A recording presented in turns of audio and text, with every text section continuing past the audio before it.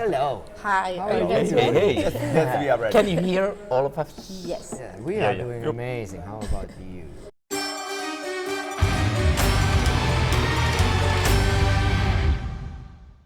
We are like so excited that we can't explain. This is probably one of the most exciting period of our career for sure. We are so proud about the product that we have now been able to do. We are very thankful that we still have the possibility of doing this after all these years. And yeah, it's incredible. We are very hopeful and expecting lots from the future, from all the touring and album. And I'm sure that our fans and Metallica fans, they will love this album. We made the whole album together as a band, and then various things and reasons. But anyway, we decided after this that because we have known each other since a kid, one of the clearest things for us was that we don't want to add a new member for the group. Like kind of the way how we work, how the mindset that we share with these fine gentlemen is so united and stuff. So this is the reason why we decided that we continue only now as a cello band as we started, and whatever instruments, and of course we will have a drummer in a live show. Yeah. We will add and ask and invite people to work with us in the future. You know, I have known this guy. He was 10 years old, and this guy was 13 years old when I met them How first old were time. you? I was a bit older. Eicca had like a short hair, Yeah. you know. And you had long hair. I had long hair. Yeah. Yeah. And now it's the Now it's, other way around. Yeah. It's quite interesting because I get, well, not this specific building, but you also studied at this university. So Yeah. cool to David be doing this Franklin, yeah. interview here. Yeah. Of course, it's at the same time it's surreal and crazy, but then also taking the perspective that we have become friends with Metallica over the years, and Huge honor for us. And there's been always this mutual respect towards each other. So in that part it makes it natural. But of course, it's if we take a bigger picture and look to the past, that it's amazing, because it was not our intention when we started to do this album, not to even to ask them anything or to do more than just let them know that we are working on the Place Metallica Volume 2 album. And so that was not the starting intention. So I think it's so cool that all the things started to grow from the actual working process, and all the ideas started to just come up from the music as we worked on it. And You know, we've been asked all these years many times who would be the best your dream come true collaborations. Yeah. And we have always been telling that, of course, James Hetfield would be really great, but we don't dare to ask. it wasn't that we don't dare to ask, but we always thought that we are so grateful that Metallica has been so supportive for us, towards us, that if it happens, it's not in our hands. It's up to Metallica if APOCALYPTICA and Metallica does something together. And even now we kind of brought up the ideas. It was a little bit in our hands, but of course that they have the final decision if they are excited about the thing. And the key thing why all these things happen, that the thing what we wanted to create was exciting. The music what we wanted to create and the versions were exciting, so exciting that everybody wanted to be involved. I think probably a cool way of describing this progress from the first album to this is the full circle, but we were able once again to go to the same enthusiasm as what we had as teenagers, and to the origins of why APOCALYPTICA exists is why we love their music. So we were able to capture that same feeling, go back to that feeling, original feeling of APOCALYPTICA, but of course, close to 30 years of our own career, we also established a very identical APOCALYPTICA way of handling and treating music. So we were able to have like a more mature and experienced stuff. So this is a result of the original love for Metallica, but the way how widely we were able to treat all the songs when it comes to the arranging or having different elements. All the songs, I think the approach is a little bit different in this album. We still have the moments where the cellos are only purely classical, almost like chamber music. And then there is, like you mentioned, one which is the biggest and most bombastic thing we've ever done with all the orchestras and special effects, plus half of Metallica. Plus, and then we have more like electrical grooves. There are so many different approaches because we found out during the whole career that APOCALYPTICA is such versatile band that we can almost do anything we just believe in. And creating the cello is the uniting element, of course, but our perspective, the spectre of our music has been very, very large and huge. And also, like, if thinking about with whom all we have been already collaborating during our career, it's pretty amazing, from Till Lindemann to Corey Taylor and everybody and all the amazing female guests. And like, it seems that APOCALYPTICA became this kind of group that we get some kind of respect from great artists, that they want to visit our stuff. And that just must make us feel like we have also done something correctly, something right, that we found our own spot in this music world where it seems fascinating for people. They want to do things with us, and what else can we build than just so thankful that we still have the opportunity of doing. I think everybody who makes music seriously or as a deeper means that we do it because it's something that excites us, and obviously what we've done and the way how we do it excites people, because that's why they do music, that they want to get excited about something and be creative.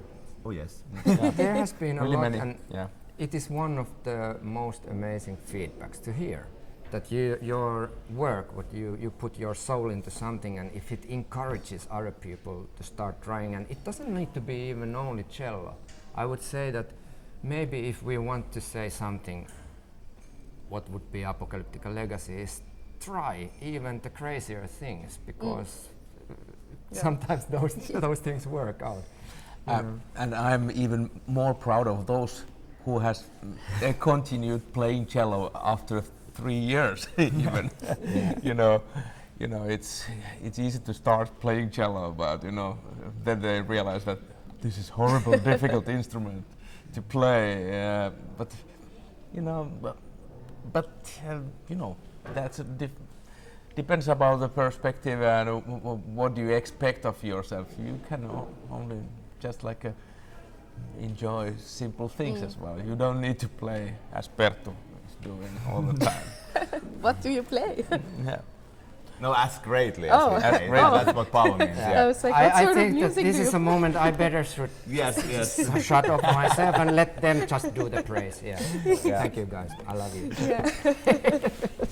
Yeah, well, to me it's quite funny because I played the violin as a kid, but everything that I did wrong there was something you can do in cello. So for me it was like a sort of an eye-opener, like, oh, maybe I should have chosen this one instead. Yeah, sometimes making music this way as we do, the mistakes are actually the main ingredient, because they usually spark new ideas and stuff. So it's this is not about perfection, it's about feel And I feel it's about liberation, like getting yourself into the mindset that even if you would have an instrument, for example like a cello, just start believing that you can do whatever with it, and that opens your mind to try from the different angles and not following the traditions necessarily.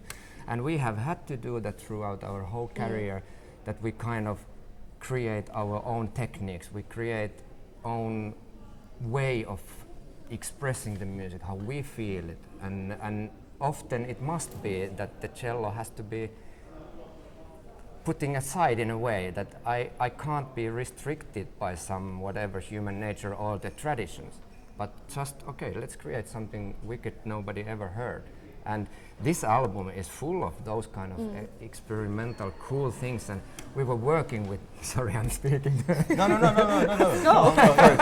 Like, we were working with Joe Barresi, who must be like one of the absolute favorite people. We worked with him already 2010 with the 7th Symphony album, but he's such a crazily like freak when it comes to sounds and creating new sounds, and he is so almost like he has a fetish for the cello because it's like very different for him. He's used to work with all the greatest bands in the world.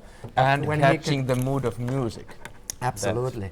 And for him, he's like, when he concentrates on the sounds, it might take 8 hours to find a specific effect. And he has like all the amps in the world, maybe 200 amps in the studio, and you start to just try, because to play cello through the distortions and all the effects, electricity, it's still surprising us because you never know how it reacts. Even if you would knew that this and this stomp box works like that on the guitar, but when you plug in the cello and it's going crazy.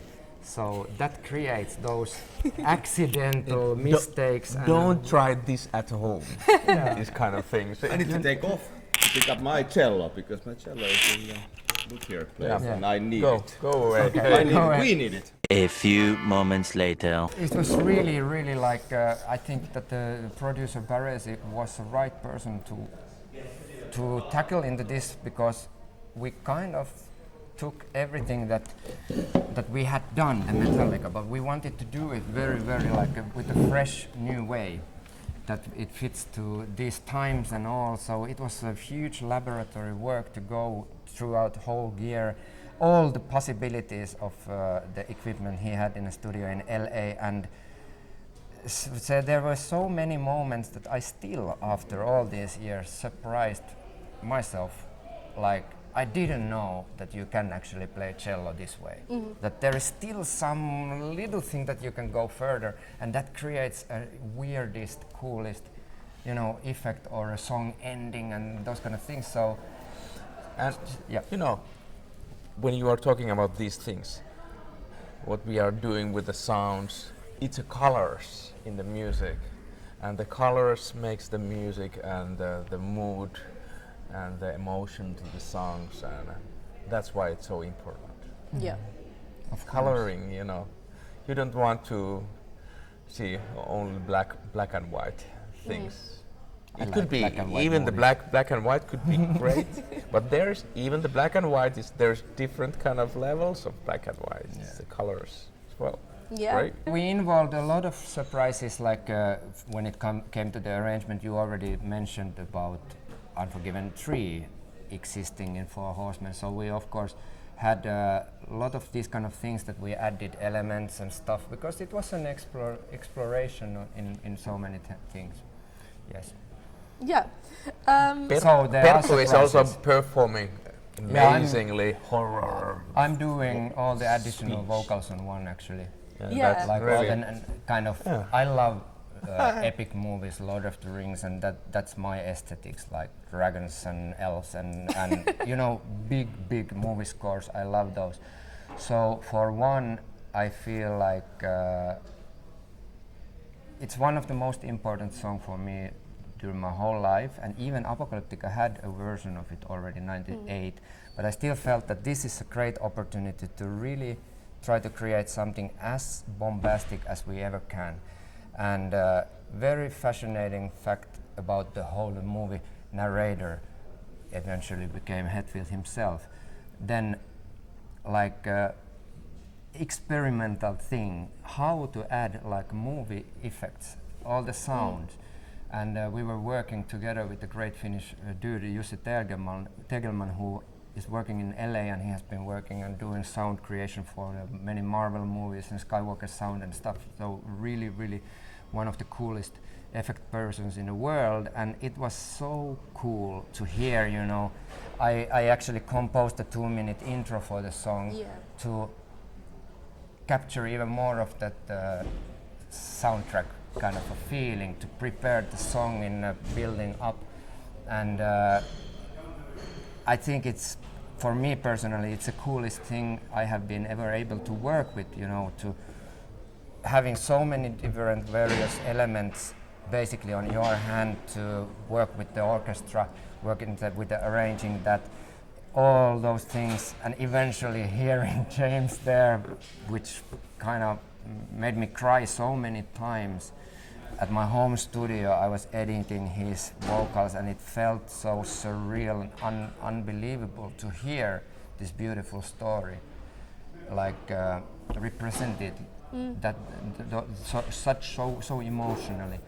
And of course, like a crazy thing that then all of a sudden I'm kind of doing vocal duets with Hetfield because somebody had to do those like a beast sound and all kind of Nazguls. I was talking describing that there are Nazgul kind of screeching things, and so it was crazy experimental experience, but I'm really proud of one, and it turned out to be, what I hope maybe is that people will feel the same love that I had towards that song, because I wish that our version is kind of as you see it, the song, it was really like a Perttu's baby, and it's giving a big birth I for had this. And you had really like a really strong vision how it should be, and you wanted to bring that to the like a cinematographic orchestral level, and we didn't. We were thinking that is this going too far away from Apocalyptica's typical things? But we were thinking that no, you should go there, and that's Perttu's strong vision. He should go there, and we should not like at times it was a bit take of a take a struggle. break for that, and But I think that this kind of a very strong mood of a story, it already exists in the Metallica original, and that I wanted to already add still that always when I just listened and loved, that is one of the most visual songs that I know that you could since the war intro and throughout everything.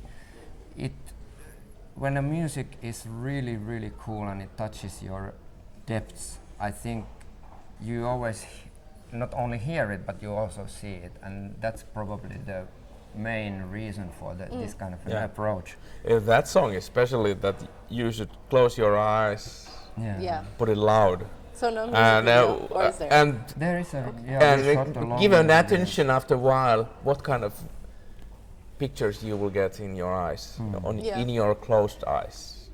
Yeah, well, I guess in that sense, it very much succeeds, Yeah. and it was a very impressive song. Now, And sorry, to add on Yeah. this, we will release this song tomorrow. yes, And there is also a video made of Yeah. that, and it's starting really mellow and easy, and giving the perspective for things, and it's getting more and more intensive, and then it gets more intensive, and suddenly it gets even more intensive, and that's amazing. Yeah. They are going to be intensive. Actually, one of the main reasons for this album that it comes out now is that we made we just planned to maybe play like 20 shows around the 20 years anniversary. But when the promoters and fans heard about that we are going back to the roots of Metallica in 2017, we ended up playing almost 200 shows with it. Everybody wanted to see it. Too many. the crazy amount. Then came COVID, and everybody knows those years they went by. But we were once again asked that would we be excited of playing the Metallica concept again, and we thought that sure, but maybe we now finally make this album to actually connect all those dots. And we are going to tour with this all over the world for the next most probably 2 years. And, but we are so excited. Like, I always love to think that when you make an album, that is the first part of the album. The album kind of doesn't stop when you release it, because then it gets the new life when you get to play those versions, those songs to the audience, and then you can actually really reflect to the people, to see their faces. I always love when we see like crying people or furious or happy, smiling. I need to remind one thing. You remember when the COVID came? Yeah. How many years is that? That was already 3 years ago. 4 years. 4 years ago. Yes, time is flying. Yeah. But when there was no live music, then it really showed what's the meaning of live music, and what's the difference just seeing that from the television, and it's just like a small part of emotion, and on the live shows you can really get the full pictures and like the mood, and there's nothing that can replace the feeling that you go to play the solo in front of the catwalk and you can kind of smell the sweat of the audience and most probably it goes both ways. But anyway, like that brutal energy that you get to yourself when seeing the people, the audience getting emotional, reacting to everything that we do. I think it's one of the really most beautiful feelings in the world when you feel that no matter where we are in the other side of the world, these people, we share the same exact reason why we are there, like passion for powerful music. And that unites, and that moment everybody feels like we are equally there. And it's fascinating to see different cultures, but still people reacting the same. There is the same kid inside us. And now, in this case, of course, we will all be there because we just love Metallica and their legacy and those songs. And it's wonderful that we can give that amazing music kind of another type of life and perspective. Yeah, well, look at there, they are setting up. There's a school of cello players coming over here. You know, it looks like young students. Yeah. I guess. well, sure they'll be nervous when they see you are here. No. They don't know But who we are. yeah, Our first concert of this will be 8th of June now in Helsinki Ice Hall, Jäähalli, and Metallica weekend. Metallica weekend. Metallica will play on Friday and Sunday, and we are will on play on Saturday. Saturday. And people should come there because what we described, that feeling, the love for music that will exist there, and it's gonna be a launch of our huge tours, whole new APOCALYPTICA set production and all. So we are so excited, practicing all the time for getting there. But I have to still add that we are living amazing time with the band, and we are so strongly thinking like it will be interesting what we can do after all this and where to go. We keep our minds open, and at least we know that we want to push it, just like not slowing down the speed, but to see what everything is actually possible to do with the cellos and for us. And staying alive. Yes, for sure. all right.